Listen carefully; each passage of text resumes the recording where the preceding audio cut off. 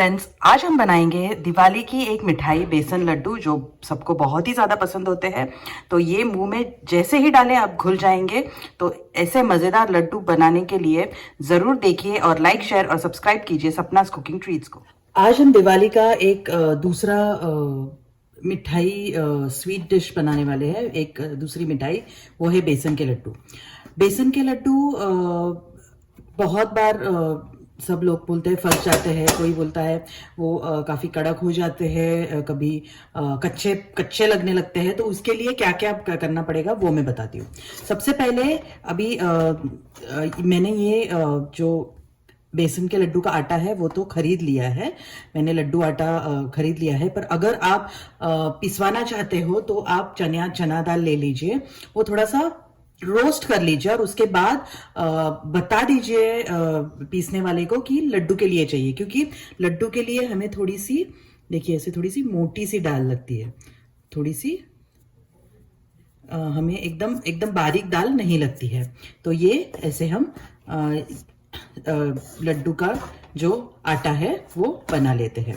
अभी बहुत लोग ऐसे करते हैं कि पहले घी गरम करते हैं और इमीडिएटली उसमें बेसन डालते हैं। उससे दो प्रॉब्लम्स होते हैं। एक तो घी में कभी कभी बेसन की गुठलियां हो जाती है, तो ये नहीं करें। और बेसन ठीक तरह से रोस्ट भी नहीं होता है, ठीक तरह से पकता भी नहीं है और फिर उसे कच्चापन आता है। तो याद रखिए medium to low to medium flame पर हमें सूखा, ये जो सूखा बेसन के लड्डू का आटा है वो पहले थोड़ा सा रोस्ट कर लेना है। अभी रोस्ट कब तक करना है? रोस्ट तब तक करेंगे जब तक इसको थोड़ा सा सुगंध नहीं आ जाता है। आप नोटिस करेंगे कि जैसे ही आप इसे भूनते रहेंगे, जैसे ही भूनते रहेंगे तो उसकी एक भीनी भीनी खुशबू आने लगेगी, जो खुशबू बेसन की लड्डू बनाते वक्त आती है। तो वो होने के बाद हम इसमें घी डालेंगे। अभी जो आटा है ये मैंने आधा किलो आटा लिया है। तो आधा किलो आटा के लिए हमें आधा किलो घी चाहिए, प्योर घी ही इस्तेमाल कीजिए। और कम भी लग सकता है, ज्यादा भी लग सकता है, पर ये थोड़ा थोड़ा करके घी डालना है, एक साथ नहीं डालना है। कभी भी याद रखिए बेसन के लड्डू में एक साथ घी नहीं डालना है। और उतना ही हमें चीनी लेनी है, मतलब पाउडर्ड शुगर, पीसी हुई चीनी, मतलब आधा किलो पीसी हुई चीनी। पर उसमें भी एक टिप है कि आप चीनी, एक तो आप कोई ज्यादा मीठा खाता है, कोई कम खाता है, उसके हिसाब से भी, और थोड़ी थोड़ी डाल के चख लीजिए पहले और फिर उसमें चीनी डालिए। तो ये मैं जैसे जैसे आगे जाऊंगी वैसे वैसे आपको टिप्स बताती रहूंगी और प्रोसेस बताती रहूंगी। पर सबसे पहली मेरी टिप है कि अगर आप आटा पिसवाना चाहते हो तो दाल भी थोड़ी सी भून लीजिए और फिर पिसवाइए। और जो आटा है, जो अभी ये मैंने आटा लिया है, वो भी पहले थोड़ा सा भून लीजिए। जब ये भुनेगा तो घी में बहुत अच्छी तरह से भुनेगा, उसकी मीठी मीठी खुशबू आएगी। और फिर जो कच्चापन है, आप हमेशा बहुत लोग बोलते हैं कि कच्चे रह जाते हैं, तो वैसे हो जाएंगे। सेकेंड थिंग, मुझे या फिर मेरे घर में सभी लोगों को जो बेसन के लड्डू है वो बहुत सॉफ्ट अच्छे लगते हैं। मतलब उनको एकदम खाते वक्त वो सॉफ्ट होने चाहिए। किसी किसी को वैसे सॉफ्ट पसंद नहीं है, तो अगर आपको इतने पसंद नहीं है तो आप घी थोड़ा कम कर सकते हो। पर मेरी मानिए, जो बेसन लड्डू होते हैं वो सॉफ्ट खाने में ही बढ़िया लगते हैं और मजा आता है। तो अभी ये मैं पहले भून लूंगी और फिर हम नेक्स्ट स्टेप, मतलब हम थोड़ा थोड़ा इसमें घी डालेंगे। घी डालते वक्त भी एक साथ नहीं डालना है। देखिए बस 5 मिनट हो गए हैं। अभी मैं भून रही थी ये आटा और अभी इसको जो बेसन की एक भीनी भीनी खुशबू है वो आने लगी है। तो ये थोड़ा सा भून गया है। आटा सूखा ही भूनने का और एक फायदा ऐसा है कि हम जब घी डालेंगे तो ये बहुत जल्दी भून जाता है, क्योंकि घी डालने के बाद थोड़ा सा कलर भी चेंज होने लगता है, मतलब वो भूनना चालू हुआ। तो अगर हम ऐसे ही घी डालेंगे तो उसको भूनने में बहुत टाइम लगता है।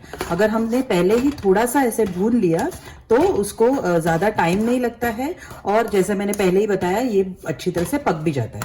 अभी मैं इसके में घी डालूंगी, पर घी हमें थोड़ा थोड़ा करके डालना है। आधा किलो घी लगता है, कम ज़्यादा, पर आधा किलो लग ही जाता है। तो मैं पहले एक एक स्पून के हिसाब से डालूंगी। तो मैंने एकदम बड़ा स्पून लिया है, देखिए ये बहुत ही बड़ा चम्मच है। इसमें ऑलमोस्ट 2 टेबल स्पून आ जाते हैं। तो 1 और 2, 3 और 4, बस ये 4 डाल के पहले मैं भून लूंगी अच्छी तरह। तो जैसे जैसे हमें लगेगा वैसे वैसे हम इसको फिर भूनेंगे। तो जब हम ऐसे भूनते हैं तो बेसन में बिल्कुल भी गुठलियाँ नहीं होती है, और जितना चाहिए उतना घी वो अच्छी तरह से समा लेती है और अच्छी तरह भून भी जाता है। तो ये अच्छी तरह से भूनना है हमें। तो देखिए ये हमें लग रहा है अभी इसमें थोड़ा सा कम घी है, तो इसमें हम और घी डालेंगे।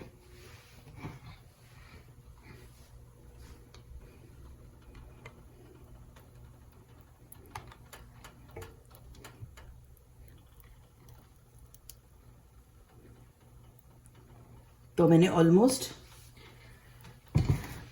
6.5 जो बड़ा ये स्पून होता है वो डाल दिया है। देखिए अभी हमारा घी बराबर हो गया है।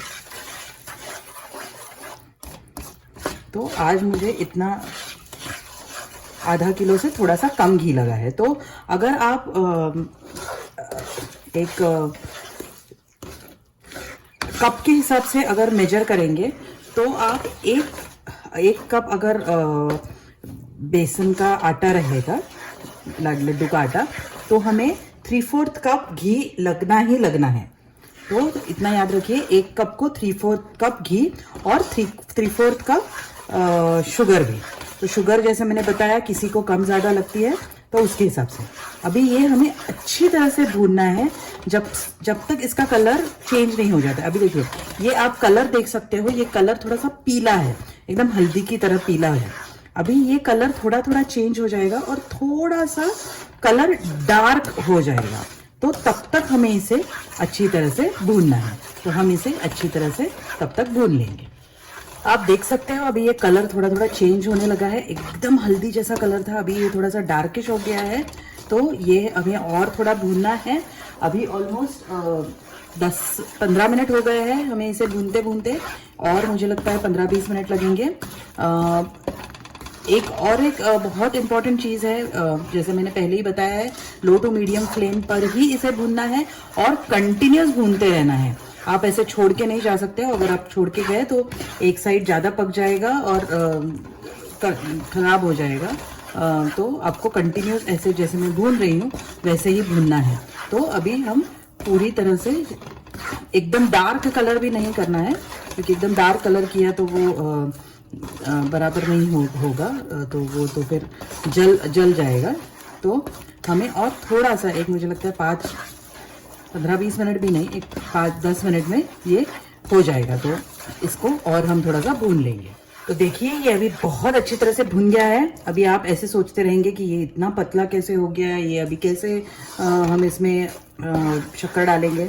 तो सबसे पहली बात, शक्कर कभी भी इतने गरम जो आटा है, जो हमने भुना हुआ आटा है, कभी भी नहीं डाले, क्योंकि अगर आपने इसमें गरम ही इसमें शक्कर डाली तो वो क्रिस्टलाइज हो जाएगी। उसका मतलब जैसे हम गुलाब जामुन के लिए वगैरह सिरप बनाते हैं वैसे हो जाएगी, और पूरा जो बेसन लड्डू है वो खराब हो जाएगा। तो ये अभी हम किसी बोल में या एक प्लेट में निकाल देंगे और पूरी तरह से इसको ठंडा होना चाहिए, पूरी तरह से, बिल्कुल भी गुनगुना भी नहीं होना चाहिए। पूरी तरह से हम इसे ठंडा कर लेंगे और उसके बाद में हम इसको शक्कर डाल के फिर हम इसकी लड्डू बनाएंगे। कोई भी आप सोच रहे होंगे कि लड्डू कैसे बनेंगे, कोई भी प्रॉब्लम नहीं। बाद में शक्कर डालने के बाद लड्डू आराम से एकदम सॉफ्ट बनते हैं और ये जो इतना पतलापन वो भी चला जाएगा क्योंकि इसमें शक्कर आ जाएगी। तो ये हम पहले अभी एक बोल में निकाल लेते हैं और एकदम ठंडे होने के बाद फिर इसके लड्डू बनाएंगे। तो देखिए हमारा जो बेसन हमने रोस्ट करके रखा था, भून लिया था, वो भी एकदम ठंडा हो गया है। ऐसे ही ये ठंडा होना चाहिए। घी के वजह से ये एकदम ऐसे कड़क हो गया है। तो ऐसे ही कीजिए। अभी इसमें और मैं एक बात कहना चाहती हूँ कि वनस्पति घी इस्तेमाल ना कीजिए, हमें हमेशा प्योर घी का ही इसमें इस्तेमाल करना चाहिए।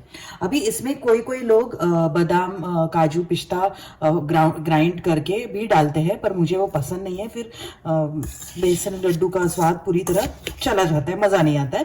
पर अगर आप चाहे तो उसकी भी पाउडर करके डाल सकते हैं। पर मैंने इसमें सिर्फ मैं इलायची पाउडर डाल रही हूँ 1 टीस्पून, और मैंने ये आधा किलो शक्कर ग्राइंड करके ली है। शायद इतनी नहीं लगेगी, कम लगेगी, पर हमें थोड़ी थोड़ी करके डालनी है और टेस्ट करके देखना है कैसे हुआ है, उसके हिसाब से हम जाएंगे। अभी मैं वापस एक बार आपको ब्रीफ कर देती हूँ। मैंने आधा किलो बेसन लिया था, वो ऑलमोस्ट 3 से 3.5 कप था। उसके लिए मैंने ऑलमोस्ट 3 कप घी लिया। आप कम भी ले सकते हो, जैसे मैंने बोला मुझे सॉफ्ट हमारे घर में बहुत पसंद है, जैसे ही मुंह में डाले वो घुल जाते हैं, तो वैसे तो आप कम भी ले सकते हो, कोई प्रॉब्लम नहीं है। और कप के हिसाब से देखेंगे तो पाउडर्ड शुगर की ऑलमोस्ट होती है 3/4 कप होता है, 1 कप के लिए 3/4 कप। पर अगर आपको ज़्यादा मीठा पसंद है तो आप ज़्यादा भी डाल सकते हो। तो ये मैंने इलायची पाउडर डाल दी है, थोड़ा सा मिक्स कर लेंगे और फिर हम इसमें पहले थोड़ा सा ही शक्कर डालेंगे, जो पीसी हुई शक्कर है, बस इतना ही डालेंगे। और हमें इसे अच्छी तरह से मिक्स कर लेना है। हाथों से मिक्स करना ही अच्छा रहता है, तो ये अच्छी तरह से मिक्स हो जाता है। देखिए यही कारण की वजह से मैंने आपको कहा था कि आपको हमेशा बेसन भूनने के बाद पूरी तरह ठंडा होना बहुत ज़रूरी है। अब ये पूरी तरह ठंडा हो गया है, इसलिए हम इसमें अच्छी तरह से ये शुगर मिक्स कर लेंगे। तो देखिए ये मैंने एकदम अच्छी तरह से मिक्स कर लिया है। ऑलमोस्ट 800 ग्राम पाउडर्ड शुगर मैंने इस्तेमाल कर ली है। जैसे मैंने बोला 1 कप के लिए 3/4 कप, तो ये मैंने अच्छी तरह से मिक्स कर लिया है। तो अभी हम इसके लड्डू बनाएंगे।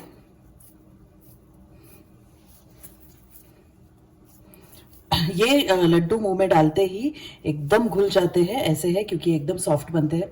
मैं आपको दिखा देती हूँ, देखिए।